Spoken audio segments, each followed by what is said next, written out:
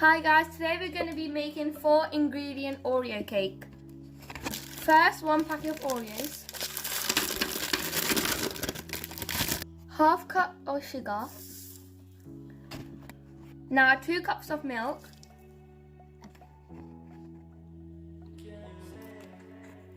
1 teaspoon of baking soda. Now blend.